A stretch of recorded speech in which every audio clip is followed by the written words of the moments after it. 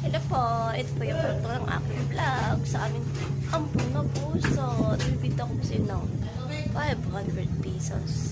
Blue eyes po yan, is color white siya. May kapatid pa po yan eh. Kinuhain po ng iba. At saka nga pala, yung mami nila gumala pa.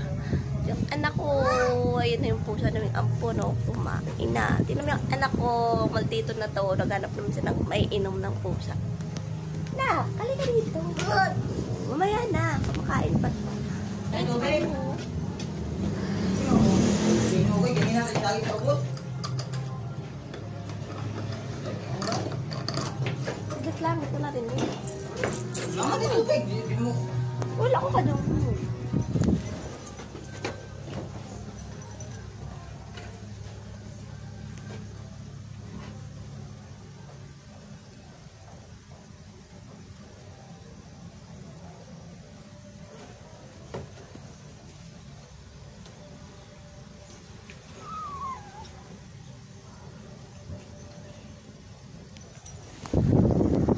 Gano'n naman yung asawa ko ngayon kasi nga inutusan siya ng modus na gumagamit ng security camera.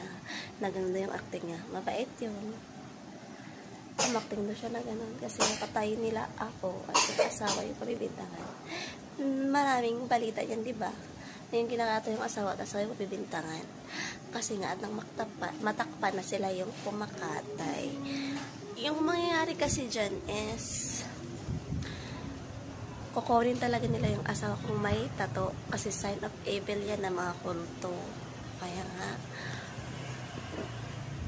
kung halimbawa makakatay niya ako yung anak namin ng modus na gumagamit sa camera ng kulto na mga yan, eh sukunin niya yung asawa ko kasi nga siya nga yung pagbibintangan. Kukunin niya lang pala at kukunin lang pala nila kaya mawawala yung asawa ko. Eh kung nagtatago yan, dapat makikita, di ba? Hindi makikita kasi nga kita din nila yan kasi yung tato is sign of evil na mga kulto ng modus na gumagamit ng security camera. Nasa pusa nga sa'yo attention ko eh kasi lang yun yung pina-acting ng yung asawa ko. Yung pusa namin nga po na kumakain.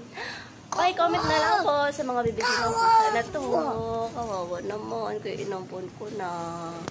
Yun o. Kitty! Kitty!